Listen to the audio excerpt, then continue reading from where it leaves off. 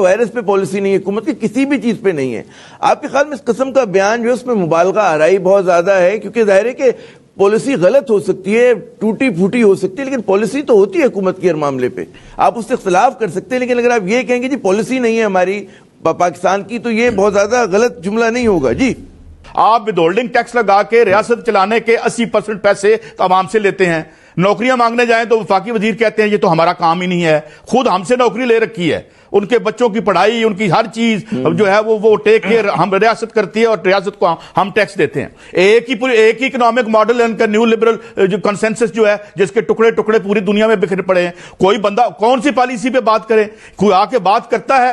سارے کا سارا تو کیپچر ہو گیا، پولیٹیکل پارٹیاں خاندانوں کے قبضے میں چلی گئی، اور جو ملک کی جو معیشت ہے وہ IMF اور ورلڈ بینک کے قبضے میں چلی گئی. وہ 4 بندے آ کے بیٹھے ہوتے ہیں، یہ آگے آگے بھاگ رہے ہوتے ہیں، ان کے سنا ہے وہ 4 آئے ہوئے ہیں کہہ رہے ہیں نیا ٹیکس لگاؤ.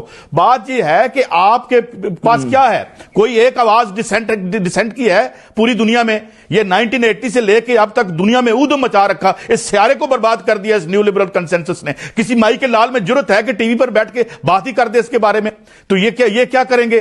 پالیسی ان کے ہاتھ میں نہیں ہے. اور کون سی یہ پرائیویٹائزیشن 2 نمبر کام سارے کرتے رہے، یہ بھی کر رہے ہیں. 100 انڈسٹری پرائیویٹائز کی اس نے اسحاق اپنا مسلم لیگ نون نے، 90% بند ہو گئی، اوپر ہاؤسنگ سوسائٹیاں بن گئی ہیں. روز ہم سے جھوٹ بولتے ہیں. حالانکہ مین یہاں پر جو انڈسٹری لگی وہ کب لگی؟ وہ ایوب خان کے دور میں لگی، بھٹو کے دور میں لگی، اور یہ سارے آ جاتے وہ بھٹو نے برباد کر دیا. اور برباد تو تم نے کیا، سوائے مرغی خانے کھولنے کے تمہیں کوئی اوقات نہیں ہے تمہاری. اسٹیل مل پہ اب ہاؤسنگ سوسائٹی بنوا دو گے تم ایک جو اور یہ جو آپ کا ہیوی میکینیکل کمپلیکس ہے اسے بھی تم بیچ دو گے. بات یہ ہے کہ یہاں نظریاتی سیاست ختم ہو گئی. عامر ضیاء صاحب، یہ ان کے 2 پیسے کے مسائل ہیں، ان کے طبقاتی جو وجود ہے وہ ان کا مسئلہ ہے، اور یہ اب یہاں پہ اس ریاست کو نوچ کر ہی اپنا طبقاتی وجود رکھ سکتے ہیں. لہٰذا یہاں ضرورت ہے، کیونکہ بندے ڈس انفرینچائز ہو چکی ہے یہ قوم.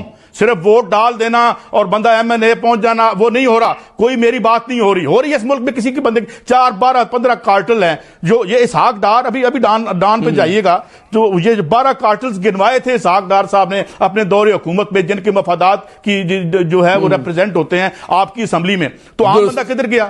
یہ باتیں نہیں، معیار کیوں نہیں کرے گا؟ ہماری پارلیمنٹ جو ہے ہماری، دیکھیے اس میں ایک وجہ تو یہ ہو سکتی ہے، لیکن تمام وجوہات بالکل نہیں ہیں. اس میں ہوتا ایسے ہے کہ جب دربان جو گارڈ ہے وہ بھی اگر چوروں کے ساتھ مل جائے تو اس میں پھر جو گھر کے مکین ہیں وہ بالکل برباد ہو کے رہ جاتے ہیں.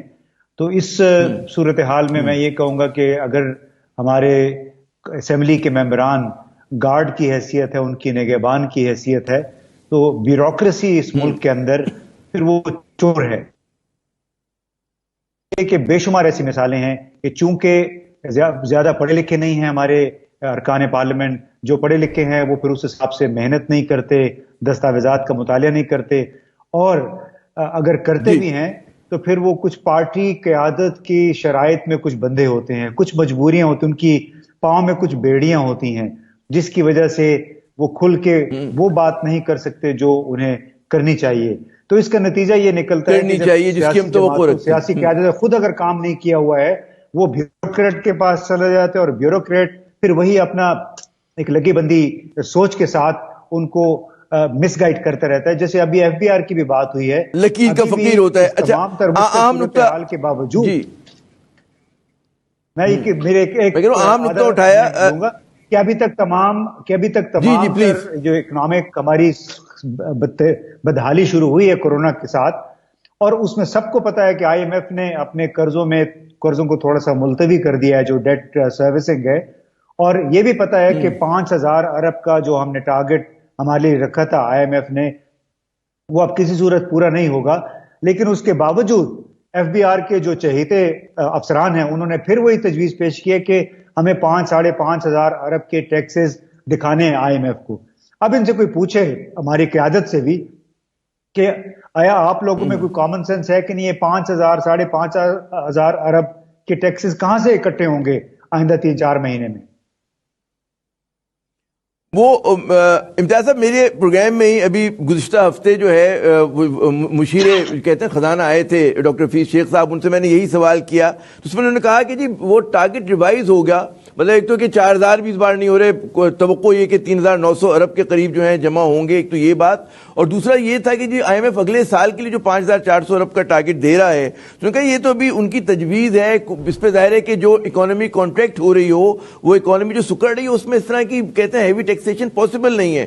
تو میرے خیال میں ہماری حکومت کے لوگوں کو بھی ادراک ہے کہ جی بہت زیادہ آپ نہیں نچوڑ سکتے. میں آپ کی بات کاٹوں گا, آپ نے گزشتہ ہفتے بات کی تھی, میں تو کل کی بات کر رہا ہوں جہاں پہ کچھ ایف بی آر کے بڑے سورما قسم کے افسران ہیں, انہوں نے کہا کہ ہم 4,500 ارب روپے کے ٹارگٹ پورے کر لیں گے, اور یہی لوگ ہیں جو کہ ہر حکومت کو لے ڈوبتے ہیں. چلیں اس سے اچھی اور کیا بات ہوگی. جب مجھے اجازت دیں سعید قاضی صاحب, وہ کرونا وائرس کی بات ہو رہی تھی, تو جو کرونا وائرس پہ اجلاس ہوا نا, اس میں وزیر اعظم صاحب تشریف لائے, نہ قائد حزب اختلاف تشریف لائے. کیا ان کا جو ہے قومی اسمبلی میں آنا ضرورت نہیں ہوتی, مرضی ہے کہ آئیں نہ آئیں؟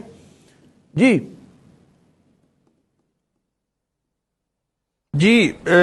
دیکھیں, جس طرح بھی یہ ساری بات اور گفتگو ہوئی کہ ڈیسیژن میکنگ کہاں ہو رہی ہوتی ہے. آپ نے ابھی دیکھیں احساس پروگرام کے لیے 40 کروڑ روپے جو ہیں وہ پی ایم صاحب نے کہا کہ جی کیونکہ اب وہ بڑھ گیا ہے سلسلہ تو تنخواہوں کا, تو وہ بھی جو ہے کو روک دیا گیا. وزارت خزانہ کی طرف سے کہا گیا کہ نہیں جناب, اس کو تو پارلیمنٹ میں لے کے جائیں. تو اصل طاقت کدھر ہے؟ اسمبلی, ہم چاہتے ہیں اسمبلی کی طاقت واپس اسمبلی کے پاس جائے, یہ لوگ جو ہے وہ فیصلے کریں. ابھی آپ نے بات کی یہ جو ریگولیٹری رجیم ہے, آپ رانا بھگوان داس صاحب کی رپورٹ نکلوائیں. یہ جو افتخار چودھری صاحب نے بنوائی تھی یہ آئل مارکیٹنگ کمپنیوں کی, وہ انسان کے ہاتھوں کے طوطے اڑ جاتے ہیں. یہ یہاں کون سی ریگولیٹری رجیم رہ گئی ہے؟ یہ آئی پی پیز کس ریگولیٹری رجیم ذرا دیکھیں, یہ کہاں پہ ہے؟ یہ معاہدے میں یعنی فائنانشل ٹائمز میں 2012 میں آرٹیکل اس پہ لگا کہ یہ کیسے برباد کیا ہم نے جب ہیزل اولیری آیا تھا یہاں پہ 90s میں. یہ جو تو کدھر ہیں یہ؟ ہمارے مفاد کا کون دیکھ رہا ہے؟ یہ تو اپنی صف بندیوں میں لگے ہوئے ہیں, اپنے اثاثوں میں لگے ہوئے ہیں. گھر ان کے باہر ہیں, پیسے ان کے باہر ہیں, یہاں حکمرانی کرنے آتے ہیں. یہاں جو ان کے گھر ہیں وہ تو کرونا ان کے گھروں میں گھس گیا, ورنہ انہیں تو ہمارا احساس ہی نہیں تھا, انہیں تو پتہ ہی نہیں تھا کہ ہم بھی یہاں جیتے ہیں اس دنیا میں. یہ اپنی ان کی علیحدہ قوم ہے, ان کی گیٹڈ کمیونٹیز ہیں, ان کے ہاسپٹل ہیں, اور تو یہ ہوا ہے. اور یہ واپس سیاست لانی پڑے گی. میں آپ کو بتاؤں, دوبارہ سے سیاسی سٹرگل جو ہے وہ ایک پیریڈ کھلے گا پوسٹ کرونا, اور لوگ ہر چند کے اوپر سے انہوں نے کیپچر کر لیا ہے یہ پولیٹیکل پارٹیز کو. مگر مجھے لگتا ہے کہ جو ضرورت ہے وہ دوبارہ سے کھلے گی, وہ چیزوں کو جو ہے وہ آگے ایگریویٹ کرے گی, اور ہمیں دوبارہ سے اپنے عوام کو ریکلیم کرنا پڑے گا, اس ملک کے عوام کو, جو اس کے آئین اور چھوڑیں, سیاست کو آگے بڑھانا پڑے گا. اس میں جو پہلی سے لے کے 40 تک شکے یار ہمیں وہ بحال کر دیں. آج کے بعد وہ پرنسپل آف پالیسی نہیں ہونا چاہیے, ان کو بائنڈنگ کریں ان کے اوپر. یہ تحریکیں چلنی چاہیے. ہر چیز ہی مار دی ہم نے, امید بھی ختم کر دی, سب کچھ ختم کر دیا. تو میرے خیال میں یہ ایسے چلے گا نہیں عامر بھائی, ایسے چلے گا نہیں, کیونکہ ایک چھوٹی سی اقلیت نے جو جمہوریت کے نام پہ قبضہ کیا ہوا ہے, مطلب ہے, اور اس میں عوام کی پارٹیسپیشن کم ہے یا نہ ہونے کے برابر ہے. بات یہ ہے کہ آپ کے پاس کیا ہے؟ کوئی ایک آواز ڈسینٹ کی ہے پوری دنیا میں. یہ 1980 سے لے کے اب تک دنیا میں اودم مچا رکھا, اس سیارے کو برباد کر دیا اس نیو لبرل کنسنسس نے.